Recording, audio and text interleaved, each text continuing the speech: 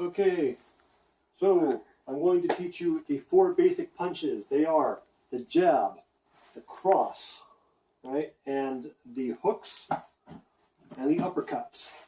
First thing I have to teach you, the most important move of all fighting, the most devastating move, this pivot, because this is where all your power comes from. Make sure you get the feet. See this thing that my feet are doing, because that is what's going to absolutely devastate everyone. So if you've got this power in your hip, you could just walk up to someone, smack them with your hip, and just knock them out. The power in your hips is what's going to be devastating. So the first move is going to be your jab. So you see, I always start off with my toe pointed at my opponent. And as I'm within range, I pivot hard, and I use that pivoting power to put in the jab. Now the jab is this long range attack. If I'm standing squarely at someone, I'm reaching, I can go about this far, but if I pivot my hips, boom, I get all this extra reach. And that is how you're going to regulate how far your bad guy is from you, because they're always going to be trying to move in on you. And if you use your jab, you can make sure that he is as far away from you as you want him to be. And if you land one jab, boom, he's stunned. And that's when you can move in with all your other punches. So the jab is really good for that. It's very common people start off all of their combinations with the jab for that reason. It's the most likely to land. What was I going to say on it? Oh, make sure that when you throw your combinations that you finish every punch. I know when you see fighters, it looks like they're just throwing 20 punches, in a second. You want to throw 20 punches in a second, but just start off slow and do 1, 2, 3, 4. Do each one properly, because 20 punches done half correctly does not do half as much damage as 1 punch done correctly. I wanted to throw that one out. What was I going to say about the jab here? Oh, one way to make sure that you're doing it, it's really important to make sure that your hand is out here to the side and not up in front. Because that's where your reach comes from, and that reach is what's going to be helpful, so make sure that you have the proper combat range. The jab most commonly sets up our second punch, which is the cross, also known as the right straight. Now, you may be training this in karate with your hand down here, the bottom of your, just beside your belly, and you're going to be turning your waist into the punch that way. But if you're fighting, you probably don't want your hand down, you probably want to keep your hand up here. But the same thing, you're going to be turning your hips, then the fist goes out. Jab, cross, cross. I encourage all fighters at some point early in their training to spend 20 minutes one time in their life just throwing jab, cross. Just getting the feel that the jab's this long range one and the cross is this one that's directly in front of you.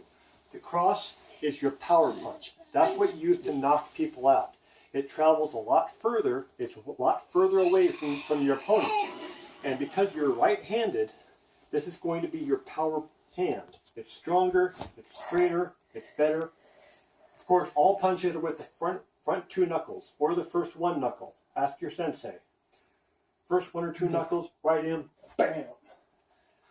And you would expect that to be your power hand. Everyone knows that's the power hand. Every style, universally.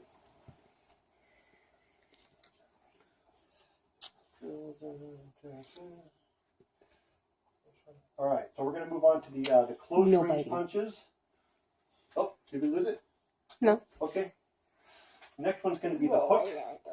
Hook. Your hand just pops out over here, then comes in over here. Now it looks kind of goofy. What's that good for? Well, you may have learned how to block by coming out like this, or just hold your hand out like here. But if you throw a hook around, it's going to go around this and still hits you in the head. The only way you can really block a hook is if you put your wrist behind your ear and have this big old shield here. Or you can start getting really creative with these giant shields. And even if you do that, you get a huge impact. A hook is just about the most powerful little really close range punch because it's so insanely hard to block. There are professional boxers and kickboxers. That's the only punch they throw. They just throw hooks all day, every fight for years. And they make a living doing that. Because if you get a good strong hook, it's insanely difficult to block. It throws off everybody's tactics. The biggest catch with it is that if someone predicts you, they're always trying to get behind you. It's not a jab. You're not able to kind of keep someone in control. If you've got your body turned, everyone's always trying to get behind you into that sweet spot. That's what a lot of combat is. And you should always be trying to get behind them, which means this is my left hand. You're going behind my left hand here. Don't go this way into my power punch. You're going to be walking into my right straight, walking into the knockout hand. Walk towards the jab hand, away from the power.